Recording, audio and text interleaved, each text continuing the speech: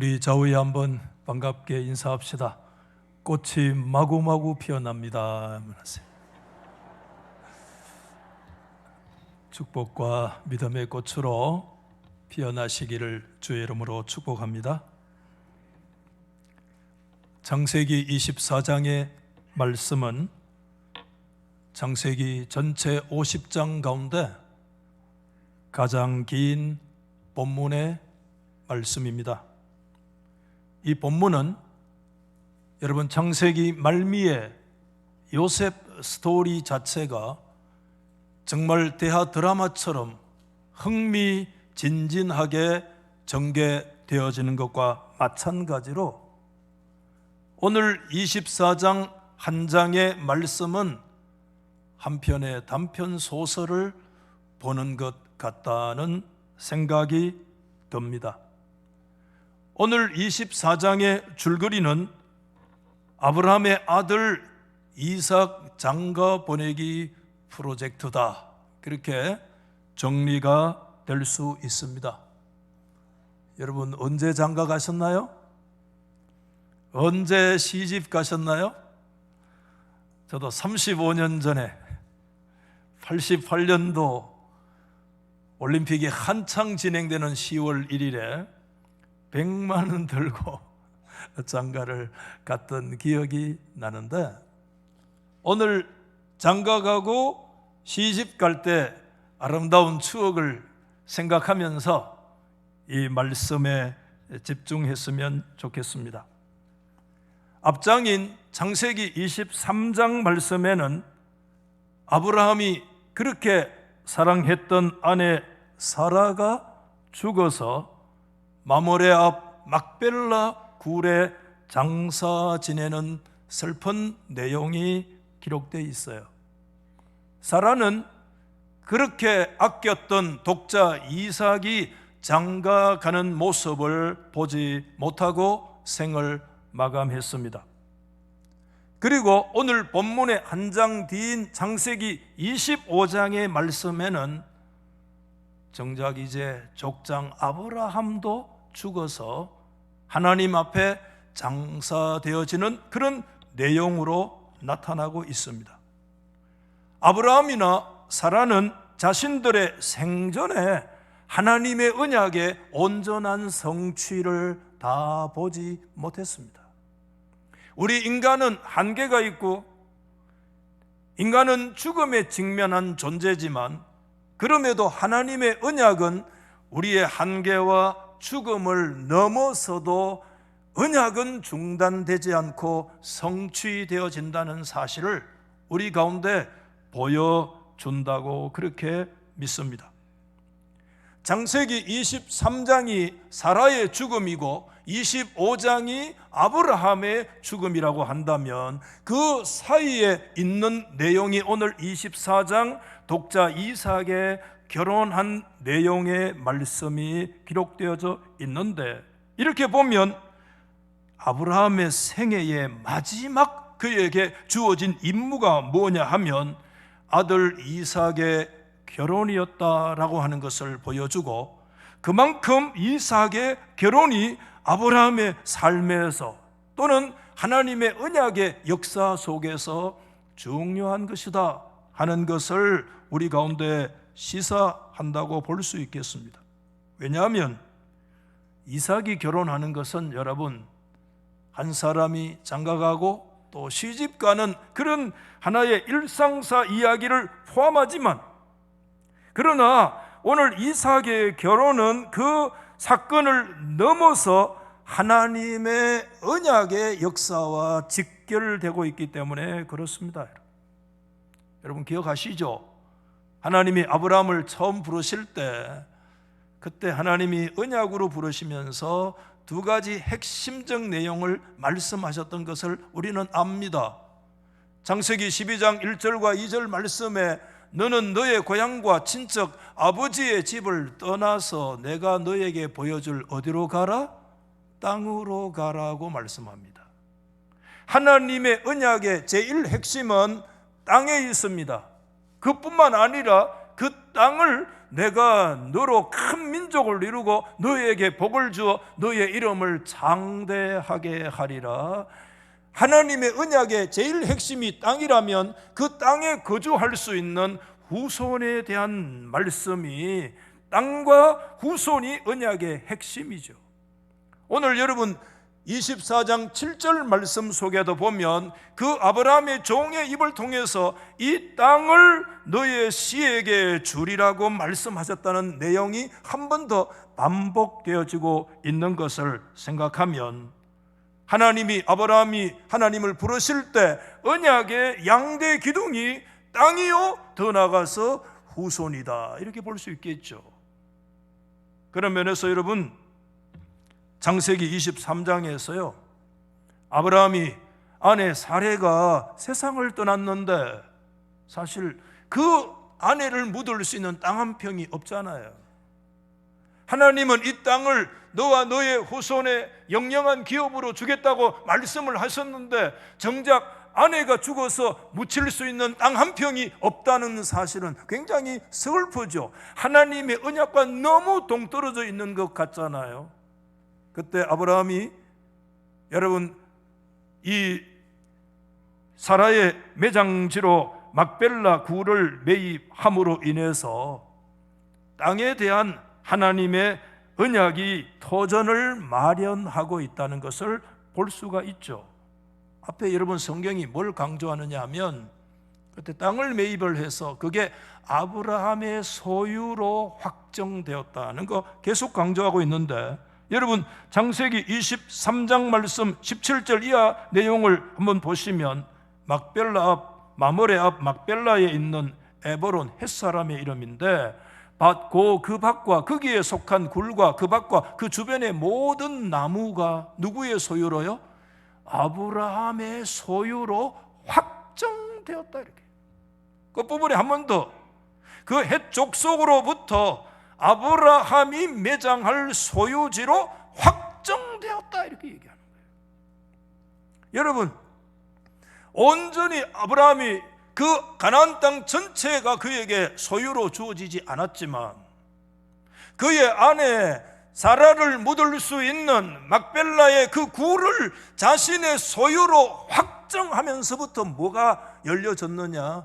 땅에 대한 하나님의 언약의 터전이 마련되었다는 것을 보여주고 있는 것이고 이어서 오늘 창세기 24장은 땅과 더불어서 후손에 대한 말씀을 얘기하고 있기 때문에 이삭의 신부감을 맺어줌으로써 후손 약속의 길을 터놓고 있다는 사실을 보여주고 있죠. 그런 면에서 여러분 아브라함은 자신에게 주어진 생명의 수를 다하는 마지막 순간까지 하나님이 주신 그분의 언약이 성취되도록 인간으로서의 최선을 다하고 있는 위대한 신앙인의 모습을 보여주고 있어요. 아까 말씀드린 것처럼 아내를 위해서 막벨라의 굴을 매입하는 것도 어디에 포커스가 맞추어져 있어요? 땅에 대한 하나님의 언약에 맞추어져 있는 것이고 나아가 사랑하는 아들을 장가 보내는 것도 하나님께서 말씀하신 그 씨에 대한 하나님의 언약에 포커스가 맞추어져 있다는 거 우리가 생각한다면 아브라함의 모든 행위는 어디에 맞추어져 있는가 하면 하나님의 언약 성취에 모든 것이 집중되어져 있는. 그래서 창세기의 저변에 뭐가 흐르느냐? 하나님께서 아브라함에게 말씀하셨던 언약이 흐르고 그 언약을 믿음으로 수용한다는 측면에서 창세기는 언약의 책임과 더불어 신앙의 책이라는 사실을 우리 가운데 말씀하고 있습니다. 이삭이 장가가는 24장의 말씀 가운데 가만히 들여다보면 하나님께서 족장 아브라함을 부르셔가지고요, 아브라함이 이제 창세기 보면 많은 얘기를 할 거 아니에요, 그렇죠? 12장 이후에 쭉 여기까지 오면서. 그런데 창세기 성경에서 여러분 아브라함이 그의 입으로 얘기하는 사실상 마지막 말이 뭐냐? 그게 오늘 24장 4절에 기록되어 있는 말이에요. 뭐라고요? 그의 늙은 종에게 자신의 아들 장가 문제를 위임하면서 했던 얘기입니다. 내 고향, 내 족속에게로 가서 내 아들 이삭을 위하여 아내를 택하라는 이 말씀이에요.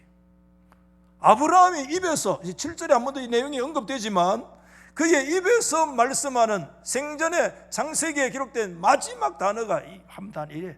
내 아들을 위해서 저 내 족속에게 가서 아내를 택해라고 하는 이 말씀. 어떤 면에서는 여러분 이 4절의 말씀이 아브라함의 예언과 같은 그런 말씀이다, 이런 생각을 가지게 되죠. 왜?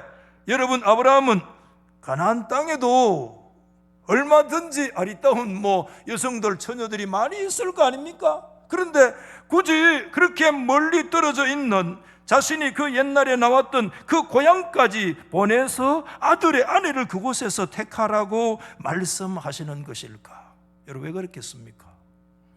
우선 우리가 생각해 보면 가나안은 여러분 그냥 가나안이 아니잖아요. 가나안은 말 그대로 우상의 땅으로 물들어 있기 때문에 가나안 백성들과의 통혼으로 비롯되는 종교적 혼합 자체를 우려하고 있는 것 사실이고, 그것 때문에 우상 숭배의 오염에로부터 막으려고 하는 그런 요소가 있는 것 사실이죠. 이게 나중에 신명기 성경에 가면 가나안 사람들 딸을 주고 받지도 말라고 하나님이 말씀하시는 명령으로 구체화되어지고 있는 것을 우리는 보잖아요.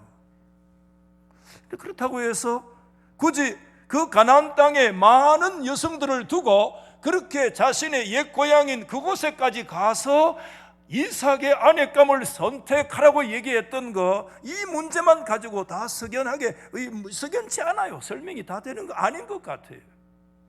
왜? 자신의 고향의 사람이라고 해서 그곳에 산다고 그 사람들이 자신들이 믿는 언약의 하나님 여호와 하나님을 잘 믿는 사람이라고 하는 그런 보장을 우리는 할 수 없기 때문에, 어쩌면 가나안 사람이나 그 옛날 자신의 고향 땅에 살고 있는 사람이나 사실상 어쩌면 마찬가지다는 생각을 가지게 되죠. 근데 여러분, 왜 아브라함은 그럼에도 이삭의 신부감으로 아브라함이 제시하는 조건은 사실상 하나잖아요. 그것은 가나안 땅에서 우리 며느리감을 선택하지 말고 나의 고향에 가서 색시를 선택해야 된다라고 하는 이 조건 하나예요. 조건 하나예요. 여기에서 굳이 여러분 하나에 더 붙인다면 그게 뭐냐? 그때 선정된 그 여성이 자신의 고향을 기꺼이 떠나가지고 가나안 땅까지 오겠다고 동의하는 사람이어야 한다는 것에 대한 내용을 거기에 덧붙이고 있는 거 우리가 보게 되죠. 여러분 8절 말씀에 보면 그런 내용이 있잖아요. 종이 묻습니다. 만일 여자가 아브라함이 얘기합니다. 너를 따라오려고 하지 않으면 허벅지의 그 맹세가 너와 상관이 없나니 오직 그러면 내 아들을 그리로 데리고 가지는 마라. 그렇게 하나님이 말씀하고 계시잖아요. 여러분, 아브라함이 내세운 조건은 단 하나, 자신이 나왔던 그 옛날에 걸어왔던 그 길. 여러분 한번 이 지도를 보여주시면, 지금 이 밑에서 브엘세바 쪽에서 저 나홀의 성까지 직선 거리로만 찾아보니까 700km가 넘고요. 그 여정의 길을 우리가 다 한다면 거의 900km가 넘는 아주 긴 길이라는 거, 고대 사회 속에서 말이죠. 이 길을 지금 누구가 가야 돼요? 아브라함의 늙은 종이 이 길을 아브라함으로부터 사명을 받고 걸어가야 할 그 길이에요. 여러분, 이 길을 가만히 보시면 이 길은 어떤 길이었어요? 누가 걸어온 길이에요? 아브라함과 사레가요. 하나님께서 너의 본토 친척 아비집을 떠나라고 말씀하셨잖아요. 그렇죠? 하나님이 그때 말씀하셨던 한마디 언약의 말씀, 하나님의 그 말씀을 쫓아 따라왔던 그 길이 바로 이 길입니다. 여러분, 신약 성경은 그때 아브라함이 갈 바를 알지 못했다고 얘기했어요. 어디로 가야 되지? 동서남북 가운데 도대체 말이야. 그러나 아브라함이 갈 수 있었던 유일한 하나의 근거가 있다면 하나님이 말씀하셨고, 하나님이 말씀하시는 그 언약의 말씀 붙들고 말씀을 따라서 드디어 그가 가나안 땅에 도착할 수 있었다고 창세기 성경은 우리 가운데 말씀하는 길이잖아. 이 길은 무슨 길이냐? 족장 아브라함이 하나님의 언약을 따라서 걸어온 그 길이에요. 하나님의 언약에 부응하고 언약에 순종한 길이에요. 언약만을 믿고 따라온 신앙의 길이에요. 왜 아브라함이 이삭의 아내가 될 수 있는 조건을 단 한 가지, 이 조건을 달고 있느냐? 그것은 다른 데 있는 것이 아니라 아브라함의 언약의 계승자인 이삭의 그 언약에 함께 동참할 새로운 여성은 조건 하나밖에 없어요. 그게 뭐냐면 그들 선배, 그들 조상들이 걸어왔던 그 길을 함께 믿음으로 동참하고 걸어올 수 있는 여성이어야 가능해요. 아무것도 주어진 것이 없지만, 아무것도 보장된 것이 없지만 하나님께서 말씀하시는 그 말씀, 하나님의 뜻 하나만을 부여잡고 모든 것을 내려놓고 걸어올 수 있는 그 길을 걸어온 사람이어야만이 뭐가 될 수 있느냐? 언약의 계승자가 될 수 있다는 거예요. 언약의 계승자인 이삭의 아내가 되어질 수가 있는 거예요. 하나님의 언약 하나 믿고 걸어온 그 길 아니에요? 아브라함과 사라의 뒤를 계승할 수 있는 인물로 어떤 사람이었냐? 고향 땅을 엑소도스 출할 수 있는 신앙인을 찾고 있다는 것이죠. 여러분, 초대 여족장인 사라를 계승하게 될 새로운 여족장은 선배와 마찬가지로 지금까지 살아왔던 자신을 포기하고 하나님 앞에 자기 자신을 내어 맡기겠다는 결단을 하고 그 족장들이 약속의 말씀을 따라 걸어갔던 그 길을 동일하게 언약의 말씀을 따라서 걸어올 수 있는 여인이어야 가능하다는 거예요. 아멘. 아브라함과 사라가 너의 친척 본토집을 떠나라는 하나님의 명령에 순종했듯이 아브라함은 지금 여기서 뭘 얘기하느냐? 그 고향을 떠나라고 하는 명령에 기꺼이 순종할 수 있는 신앙의 여인이어야, 그 신앙의 여인이어야 내 아들 이삭의 진정한 배우자로서 언약의 계승자로서의 위치가 주어진다라고 하는 것을 말씀하고 있는 거죠, 여러분. 저는 오늘 굳이 여기에 아브라함의 종의 첫 번째 기도가 자리 잡고 있다, 그렇게 좀 정리를 하고 싶습니다. 물론 오늘 이 성경에 언급된 아브라함이 자기 집의 모든 소유를 맡긴 이 늙은 종이라는 사람이 구체적으로 누군지 우리는 잘 알지 못해요. 늙은 종이라는 히브리 단어가 자켄이라는 단어인데, 이 자켄이라는 단어는 출애굽기 성경에 가면 장로라는 단어로도 똑같이 번역되거든요. 문자적으로는 자켄은 수염이 난 사람이다, 그런 뜻이죠. 나이가 많다는 것일 수 있다는 거죠. 아브라함의 집에 종이 많았잖아요. 창세기 22장에 그의 이삭이 모리아 산으로 올라갈 때 두 종이 함께 참여했는데 오늘 이 종은 그 두 종은 아닌 것 같아요. 왜? 그때 두 종은 네아림이라고 해서 이게 뭐냐면 젊은 종이었거든요. 여기에서 말하는 종은 자켄, 젊은 종이 아니에요. 나이 많은 종이에요. 어쩌면 그 집안의 장로예요. 그 집안의 모든 것들을 대소사를 책임지고 있는 자켄이에요. 그런 사람이라고 하는 거. 그래서 창세기 15장 2절 말씀에 뭐라고 얘기하느냐? 나의 상속자 이 다메섹 사람 엘리에셀입니다 라고 하는 이 말씀에 근거해서 24장에 이 늙은 종이 아마 엘리에셀일 거다, 그렇게 확정적으로 얘기하는 분들이 많죠. 저도 거기에 대해서 크게 제가 반대하고 있지는 않아요. 그렇지만 분명하게 엘리에셀이라는 구절이 없기 때문에 오늘 늙은 종이라 그렇게 말씀을 할 수도 있는데, 아브라함의 이 자켄의 기도가 이곳에 자리 잡고 있는데 그 첫 번째 기도는 저는 그렇게 정리하고 싶어요. 우리 한번 받아하십시다. 아브라함의 언약에 동력하는 동력하는 기도, 언약의 동력적 기도를 하나님 앞에 드리고 있다. 조금 터프한 결론일지 모르겠어요. 여러분, 오늘 그가 하나님 앞에 드리는 기도의 핵심이 오늘 12절 말씀에 나와 있는데, 그가 이르되 우리 주인 아브라함의 하나님 여호와여, 원하건대 오늘 나에게 순조롭게 만나게 하사 내 주인 아브라함에게 은혜를 베푸시옵소서. 여러분, 오늘 이 아브라함의 종이 여러분 부를 때 자신의 하나님이라고 말하지 않아요. 나의 주인 아브라함의 하나님 여호와여, 나에게 은혜를 베풀어 달라고 말하지 않아요. 그 믿음의 길 떠나왔던 그 족장의 길을 걸어가야 할 사람이 누구냐면 이 자케인이 걸어가야 하지만 그는 그렇게 기도해요. 나에게 은혜를 베푸시는 것이 아니라 나의 주인 아브라함에게 하나님께서 은혜를 베풀어 주시기 원합니다. 여러분, 아까처럼 여러분들 그 길 지도를 보셨는데, 여러분 지금 종이 가야 할 그 길이 어떤 길입니까? 그것은 아브라함이 하나님의 약속의 말씀 받아 들고 걸어왔던 언약의 길이고, 그 길은 이제 누가 걸어와야 할 길이냐 하면 언약의 계승자인 리브가가 동의한다면 그 길을 따라, 하나님의 약속을 따라 아무것도 보장된 것이 없는 듯한 그 길을 걸어와야 할 길인데, 그 길을 지금 누가 걸어가고 있는가 하면 아브라함의 종인 자켄이 그 길을 걸어갔다고 다시 그 길로 돌아와야 할 그런 형편에 놓여 있는 거예요.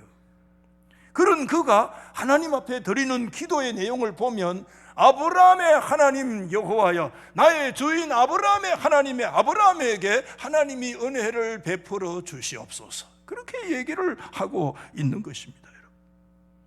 저는 오늘 여기에서 그렇게 스스로 좀 묵상을 했어요. 이 아브라함의 종의 기도는 사실상 이미 누구의 기도였냐 하면 아브라함의 기도였다는 거예요. 그래서 아브라함의 기도가 이미 누구의 기도가 됐어요? 아브라함의 종의 기도였고, 아브라함의 종의 기도가 누구의 기도입니까? 아브라함의 기도였다는 사실을 얘기하면서, 그 아브라함의 종이 아브라함의 기도, 아브라함이 그의 기도를 서로 주고받고 서로 공유한다는 이 사실은 뭘 얘기하느냐 하면, 그 기도를 통해서 하나님의 언약이 성취되어지는 역사가 아브라함의 기도와 아브라함의 종의 기도의 역사를 통해서 나타나게 된다는 것을 오늘 이 성경을 우리 가운데 가르쳐주고 있는 거예요. 여러분, 우리 기독교는 예수님께서 말씀하셨어요. 교회는 내 집은 만민이 뭐 하는 집이라? 기도하는 집이다 라고 하시는 말씀을 우리가 늘 기억해야 돼요. 저는 목사로서 하나님 앞에 부족하지만 주의 나라를 위해서, 교회를 위해서 엎드리면 기도하겠죠. 그러나 늘 생각해요. 나의 이 단독적 기도를 통해서 하나님의 교회의 모든 문제와 모든 일들을 다 감당한다고 전혀 생각하지 못해요. 그런 생각이 전혀 저에게는 없어요. 그렇기 때문에 하나님의 나라와 주의 거룩한 몸된 교회를 생각해서 누가 필요하냐? 우리 받아합시다. 기도의 동력자들이 필요하다. 이때 기도의 동력자들이 주의 나라를 위해서 기도하는 것은 매우 중요한 의미를 가지고 있는데, 이것은 저의 기도가 동력자 그분의 기도가 된 것이고요, 그분의 기도가 누구의 기도가 됐다는 겁니까? 나의 기도가 되었다는 것입니다. 교회는 어떤 공동체냐 하면 기도로 서로 엮여 있는 공동체인 줄 믿으시면 아멘. 하나님의 교회 안에는 기도의 네트워크 안에 들어와 있지 않으면 진정한 교회의 공동체의 멤버십을 갖지 못해요. 하나님의 교회의 공동체라고 하면 당신의 기도가 나의 기도가 되고, 나의 기도가 당신의 기도가 되고, 당신의 기도와 나의 기도가 하나로 연결되어 있을 때 당신에게 주셨던 하나님의 언약과 나에게 주신 하나님의 언약이 서로 기도 안에 연결되고 상합해서 그 기도의 역사를 통해서 하나님의 거룩한 나라와 하나님의 언약이 성취되는 역사는 하나님의 백성들의 영대된 기도를 통해서 나타나게 될 줄로 믿으시기 바랍니다. 그러므로 하나님의 교회의 백성들의 기도라고 하는 것은 매우 중요한 것이라는 거예요. 기도 없는 교회 공동체성을 생각할 수가 없어요, 여러분. 그런 면에서 우리 달서교회 모든 성도들이여 기도의 네트워크에 더 겸손함으로 믿음으로 참여할 수 있기를 나사렛 예수 이름으로 축원합니다. 하나님의 언약 앞에 우리가 엎드려서 나의 기도로만 아니야, 당신의 기도와 나의 기도가 하나님 앞에 언약 안에서 하나로 합쳐짐으로 인해서 아브라함만이 아니라 그의 작은 종만이 아니라 그 아브라함과 종의 기도와 그 언약에 동참하는 역사를 믿음을 통해서 하나님의 뜻이 성취되는, 우리 교회 안에 이런 역사가 일어나기를 예수님의 이름으로 축복합니다. 저는 계속해서 말씀을 조금씩 살펴보면서 창세기 24장의 말씀의 표제라고 그럴까요? 주제라고 그럴까요? 아니면 제목이 있다면 뭐라 생각하겠나 생각했어요. 67절 말씀까지 있기 때문에 뭐 좀 버거운 말씀이기는 한데 그때 말씀을 보면서 깨달았어요. 이 24장의 표제는 한마디로 이렇게 얘기할 수 있어요. 받아하십시다. 여호와께서, 우리 한번 다 크게 믿음으로, 여호와께서 나를 인도하셨습니다. 한 번 더 크게 시작. 여호와께서 나를 인도하셨습니다. 여러분 한 번 더. 여호와께서 뭐죠? 목사님 아니고 나를, 여러분을, 여호와께서 나를 인도하신 거 여러분 믿습니까? 목사님 지금 내 상황이 하나님이 인도할 상황이 아닌데? 아니야. 창세기 24장의 표제는 여호와께서 나를 인도하셨습니다. 이 인도라는 단어가요, 창세기 24장에서 매우 우리의 주의를 끄는 것은, 왜냐하면 이 히브리어 단어 나하라는 단어가요, 이 인도라는 단어는 굉장히 우리는 익숙하게 사용하고 있는 단어인데 사실상 창세기에 이곳에만 유일하게 언급된 단어이기 때문에 매우 관심 있는 단어로 우리가 주목해야 돼요. 여러분, 이 단어는 우리가 여러분 정말 그 광야의 길에서 우리가 생각할 때 하나님의 백성들을 그 광야의 길에 계속해서 나오는 단어가 나하 하나님이 인도하셨다는 건 얘기예요. 하나님의 백성들이 때로는 어떤 위험한 상황에 있을 때 그때 반드시 나타나는 단어가 나하라고, 하나님이 인도하셨다는 단어가 나타나요. 이게 가장 멋지게 나타난 단어가 시편 23편, 여호와는 나의 목자시니 내게 부족함이 없으리로다. 그가 나를 푸른 풀밭과 쉴만한 물가로 어떻게 하셨어요? 나하, 인도하셨습니다. 내 영혼을 소생시키시고 자신의 이름을 위하여 우리를 어느 길로요? 의의 길로 어떻게 하셨어요? 나하, 인도하셨나이다라고 하는 이 말씀이 가장 적절하게 사용되고 있는 것이 시편의 말씀인데, 창세기 성경에서 하나님이 우리의 가는 길을 나하시고 인도하셨다는 이 유일한 단어가 오늘 이 종의 고백을 통해서 나타나는데 27절에 그렇게 고백하잖아요. 이르되 나의 주인 아브라함의 하나님 여호와를 찬송하나이다. 나의 주인에게 주의 사랑과 성실을 그치지 아니하신 것 뭐로 나타나느냐? 여호와께서 나를 인도하셨습니다. 할렐루야. 여러분, 이 말씀은 오늘 이 종이 48절에 한 번 더 고백하는 것으로 나타나고 있어요. 48절 말씀을 보면 내 주인 아브라함의 하나님 여호와께서 나를 인도하시는데 어떻게 길로 인도하세요? 똑바로, 이 대구 교목 사람들, 똑바른 길로 하나님께서 나를 인도하신 줄 믿으시면 아멘.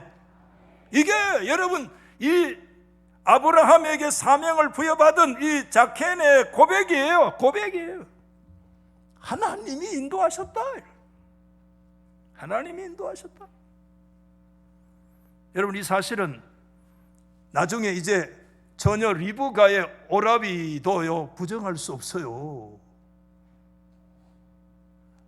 그래서 라반도 동의할 수밖에 없는, 그게 50절 51절 말씀인데, 라반과 버두엘이 나중에 만나서 대답을 하면 이렇게 얘기합니다. 이 일이 누구로부터 나왔어요? 여호와께로부터 말미암았으니 우리는 가부를 스스로 결정할 수 있다 없다? 과부권이 우리 가운데 없다는 거예요. 가타부타 할 수 있는 것이 없다는 거예요. 왜? 지금까지 이끌어오신 이 길이 누구의 인도하심이었기 때문에, 하나님 여호와의 인도하심이라는 것이 너무나 명백하기 때문에. 할렐루야. 그리고 나서 그 다음에 얘기를 하는 거예요. 딱 뭐 안 돼, 뭐 생각해 볼 여지가 없어요. 왜? 하나님이 인도하셨기 때문에. 네 앞에 이 리브가가 당신 앞에 있지 않느냐? 여호와께서 하신 그 명령대로 데리고 가서 당신의 주일 아들 이삭의 아내가 되게 하라고 얘기하는. 야, 이래가 우리 장가가고 시집 갔잖아요. 그냥 기분이 좋아지네. 가타부타 말할 수 있는 자격이 없어. 왜? 누가 인도하셨기 때문에. 우리 하나님께서 하나님이 인도하셨기 때문에. 할렐루야. 저는 오늘 이곳에 굳이 여러분 좀 정리를 한다면 아브라함의 종의 그 두 번째 기도가 자리하고 있다고 그렇게 저는 믿어요. 그 둘째 기도가 뭐냐? 받아십시다. 하나님의 인도와 섭리를 신뢰하는 기도다. 하나님의 인도와 하나님의 구체적인 삶의 섭리를 이끌어 가시는 하나님을 믿는 자들만이 하나님 앞에 기도할 수가 있습니다, 여러분.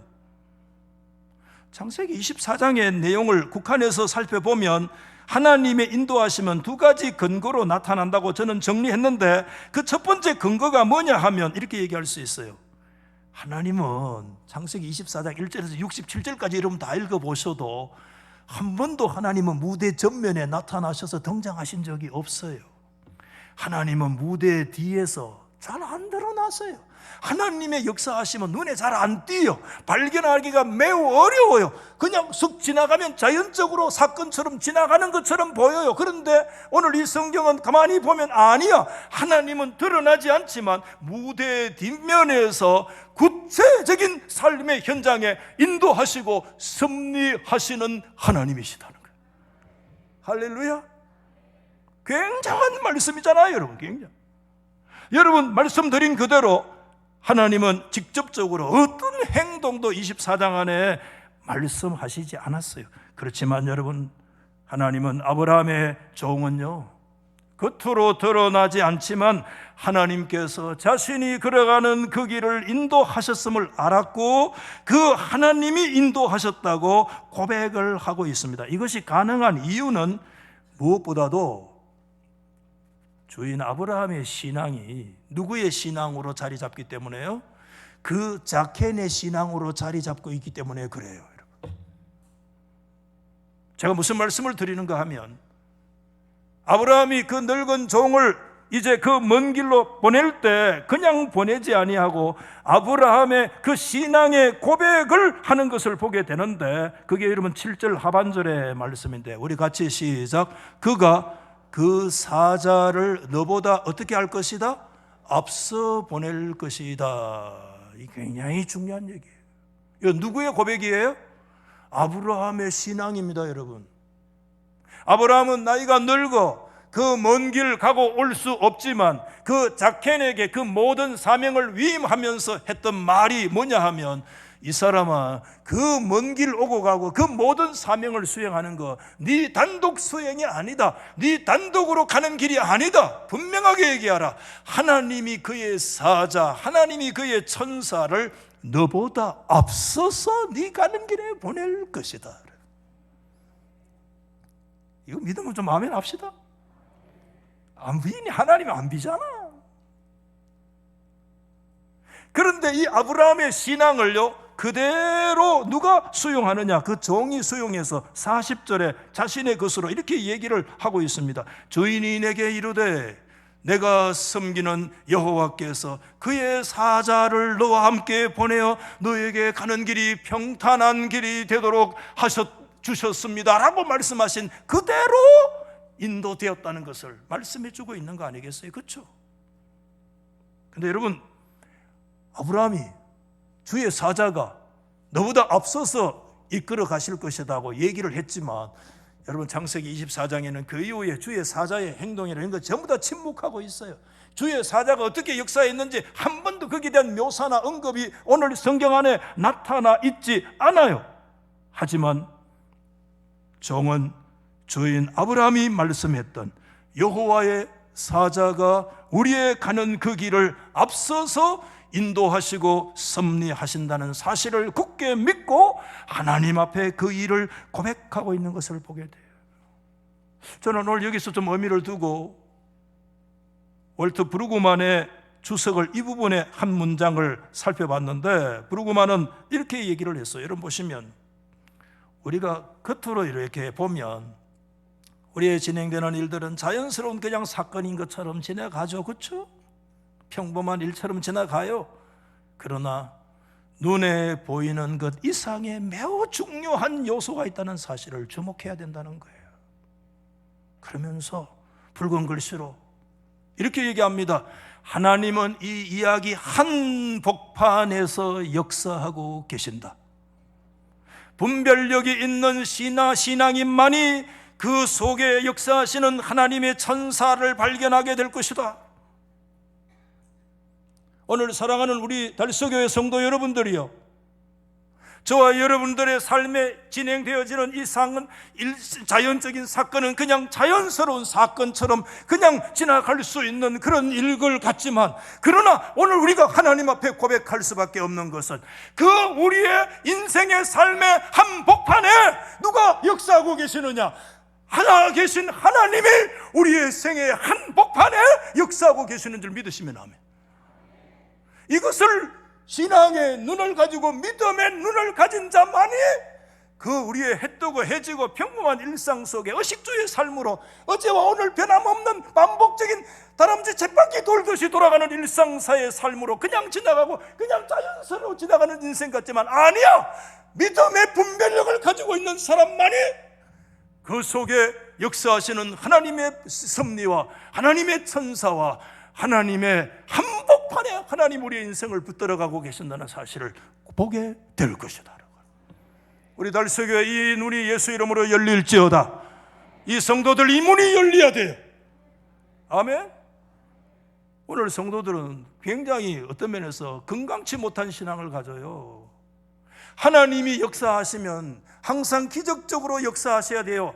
그런데 하나님의 섭리는 두 가지 섭리입니다. 비상섭리가 있고요, 통상섭리가 있어요. 비상섭리를 기적이라고 그래요. 하나님의 비상섭리는 저와 여러분 생애 1%도 안 돼요. 그러면 통상적으로 우리가 매일 먹고 싸고 살아가는 이 삶 속에 하나님이 섭리하지 않느냐?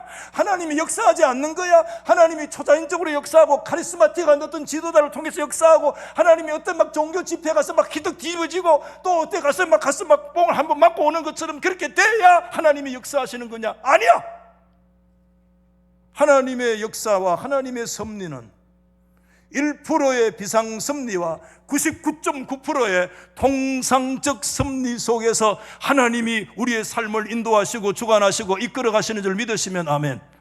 오늘 저와 여러분들 어제와 다를 바 없는 동일한 모습으로 우리가 일어나서 직장 다니고, 우리가 아침 밥 먹고 학교 보내고 학교 다니고 직장 다녀오는 이 삶의 모든 영역이, 통상적으로 일어나는 일상의 모든 삶은 하나님의 통상적인 거룩한 인도하심과 섭리의 현장인 줄 믿으시면 아멘.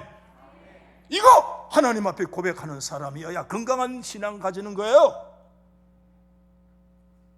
오늘 우리의 삶의 현장은 하나님이 역사하시는 인생의 한 복판이며, 우리의 삶은 하나님의 구속사에 펼쳐가는 삶의 현장이라는 사실을 오늘 이 성경은 우리 가운데 보여주고 있는 것입니다. 하나님은 우리 인간의 공동체의 삶이나 우리 한 개인의 삶의 구석구석까지 지금 하나님의 거룩한 손길이 미치지 않는 영역이 없다는 사실을 오늘 우리에게 말씀해주고 있는 거예요. 여러분, 오늘 여러분이 평범하게 진행되는 우리의 삶 속에 하나님의 거룩한 섭리와 그분의 구석구석에 하나님의 인도하심, 그분이 겉으로 드러나지 않는 것 같지만 하나님은 우리의 인생의 무대 뒷면에 계시는 것 같지만 어느 한순간도 우리를 향하신 그분의 섭리의 역사의 손길을 놓지 아니하시고 우리와 함께 하시는 하나님을 믿을 때 우리는 하나님 앞에 그 고난과 시련과 역경 속에서도 정말 고통스러운 삶의 자리에서도 우리의 자기의 이름을 위하여 의의 길로 나아 인도하시는 하나님을 믿고 우리는 그때 하나님을 향해서 기도할 수 있어요. 아멘. 그때 우리는 사도 바울의 고백이 뭡니까? 데살로니가전서 5장 뭡니까? 항상 뭐죠? 기뻐하라. 항상 어떻게 기뻐합니까? 쉬지 말고 기도하라. 범사에 감사해라. 범사에 어떻게 감사할 수 있습니까? 이는 그리스도 예수 안에서 너희를 향하신 하나님의 뜻이라고 우리가 고백할 수 있는 것은 하나님의 인도하심과 섭리하심을 우리가 깊이 신뢰할 때 우리는 항상 기도하고 항상 기뻐하고 항상 쉬지 말고 범사에 감사할 수 있는 바울의 그 고백에 우리가 믿음으로 함께 동참할 수 있게 될 줄 믿습니다.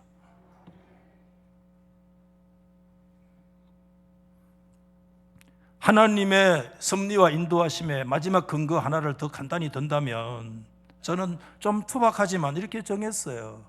하나님의 헤세드와 하나님의 에메터에 대한 신뢰가 있을 때 우리가 하나님 앞에 그분의 인도하심을 놓고 기도할 수가 있다, 이렇게 얘기해요.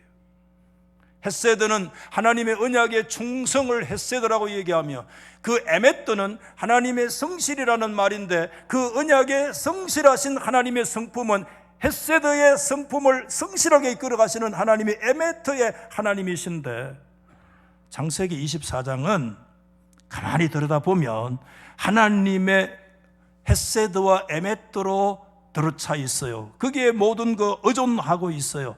여러분 오늘 12절 이하 성경을 가만히 들여다보시면 12절 말씀을 보시면 내 주인 아브라함에게 은혜를 베풀어 주십시오. 은혜가 헤세드예요. 헤세드를 베풀어 주세요. 14절에 이로써 주께서 내 주인에게 헤세드 베풀어 주시는 것을 내가 알겠습니다. 27절에는 구체적으로 얘기합니다. 나의 주인에게 주의 사랑 헤세드입니다. 그리고 주님의 성실 에메트를 그치지 아니하셨음을 나는 믿습니다 라고 고백하는 거예요.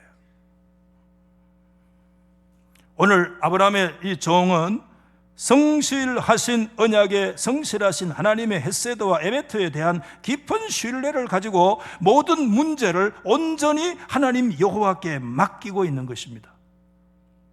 창세기 24장을 보면 사실상 우리가 결론으로 너무 우리는 믿음이 좋아요. 왜? 마지막 결론이 다 이루어진 거 알기 때문에 우리 믿음이 너무 좋아요. 그러나 창세기 24장을 들여다보면 처음부터요 확실한 것은 아무것도 없어요. 불확실함에 그 잠재적인 리스크가요 확 박혀 있어요. 오늘 이 말씀 안에. 여러분, 아브라함의 종이 간다고 다 성공할 수 있습니까? 아브라함의 종은 실패할 수 있습니다. 그가 기대하는 그 사인들이 다 그대로 맞아 들어간다는 보장이 있습니까? 그 사인이 어긋날 수도 있습니다. 여러분, 처녀의 오라비 라반이 그 집안을 대표해서 반대할 수도 있습니다. 정작 당사자인 리브가가 여고돼도 뭐 청각이 없나, 내가 그거 왜 900km 떨어진 곳까지 가야 되라고 거부할 수도 있어요. 어떤 거 하나요 확정적으로 얘기할 수 있는 게 하나도 없어요. 모든 것은 처음부터 끝까지 오늘 이 성경 안에 잠재적인 리스크가 꽉 박혀 있는데, 여러분 그 잠재적인 리스크와 위험들 요소들을 다 피해가게 하시고 지나가게 하셔서 하나님의 언약을 성취케 하시는 것은 뭐냐 하면 인생을 향하신 하나님의 헤세드요, 그 헤세드에 성실하신 하나님의 에메트 때문에 그것이 가능한 줄 믿으시면 아멘. 이걸 오늘 이 성경이 우리 가운데 보여주고 있어요. 헤세드는 하나님의 관점과 인간의 관점을 다 포함하고 있는데, 엘렌 로스는 창조와 축복이라는 그의 명저에서 24장에 나타난 헤세드를 이렇게 정리를 좀 했어요. 좀 길잖아요. 오늘 24장 이야기의 전개 중심에는 하나님의 관점과 인간의 관점 모두에 언약에 대한 충성의 개념이 다 자리 잡고 있다. 아브라함의 헤세드는 충성을 다해서 결혼을 통해 미래를 준비하는 것이 아브라함의 헤세드고, 늙은 종의 헤세드는 그 사명을 부여받아 신실하게 충성스럽게 하는 것이 그의 헤세드고, 리브가의 헤세드는 그 언약에 순종하고 응답하는 것이 리브가의 헤세드고, 그럼에도 불구하고 하나님의 헤세드는 뭐냐? 그 종을 올바른 장소로 인도하시고 그의 임무가 실패하지 않도록, 잠재적 리스크에 빠지지 않도록, 그 리스크를 극복하고 이겨내고 지나갈 수 있도록 확신함으로써 자신의 주도적인 헤세드를 입증하시는 것이 하나님의 헤세드와 그 헤세드에 성실하신 에메트의 성품을 가지고 계시는 우리 하나님의 헤세드인 줄 믿으시면 아멘. 그 하나님이 때문에. 여러분, 오늘 말씀을 마치면서 오늘 저와 여러분의 삶은 우리가 이곳에 있지만 우리의 삶은 uncertainty, 모든 그 불확실을 해요. 불확정성의 시대를 우리가 살아가. 아무것도 확정적인 게 우리 속에 없어요. 우리 자녀들의 미래가 생각하면 불안해요. 우리의 건강 불안합니다. 우리의 지식과 물질로도 책임질 수 없는 것이 우리의 미래고 건강이기 때문에 모든 것 생각해보면 불안합니다. 확정적으로 우리 가운데 주어진 것은 아무것도 없습니다. 대한민국의 미래가 불안하고 지구촌이 위태위태하고 모든 거 불안해요. 불확정성의 시대를 우리가 살아가고 있어요. 아니, 우리 인생 자체가 불확실해요. 그러나 오늘 한 가지 분명한 것이 있어요. 오늘 하나님은 우리의 겉으로 막 이적과 기사로 안 드러나는 것 같아도 우리의 인생의 무대 뒤에서 모든 것을 하나님이 역사하고 섭리하고 계신다는 것을 우리는 믿습니다. 이 믿음은 확실합니다. 또한 그 하나님은 우리보다도 더 언약에 성실하신 헤세드의 그 에메토의 성품의 하나님이신다는 사실을, 이것을 믿는 믿음은 우리 앞에 놓여있는 모든 잠재적인 위기나 불안을 극복할 수 있는 믿음의 근거가 되는 것입니다. 오늘 이 성경은 하나님의 겉으로 드러나는 행위에 대해서는 매우 아끼고 있지만 말을, 오늘 그 하나님의 인도를 받는 우리 성도들의 믿음에 대해서 침묵하기를 원하지 않아요. 오늘 이 말씀을 대한 우리 모두들이 하나님을 향한 믿음의 말하기를 원해요. 믿음으로 침묵하기를 원치 않아요.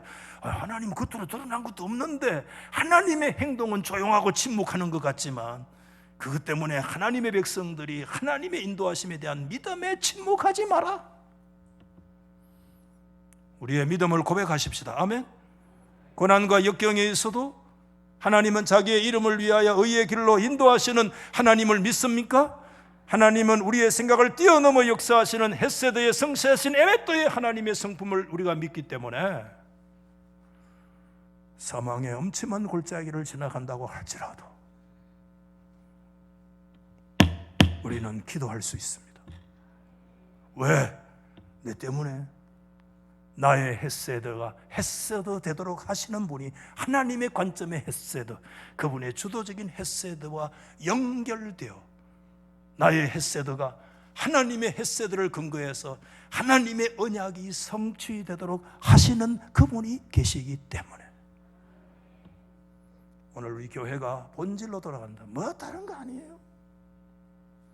하나님의 교회는 이 살아계신 하나님을 우리가 깊이 의지하고 아무것도 안 보이지만 하나님 부여잡고 언약에 성실하신 그 하나님 지키고 믿음의 기도요 나아갈 수 있는 저와 여러분 될 수 있기를 나사렛 예수 이름으로 축원합니다.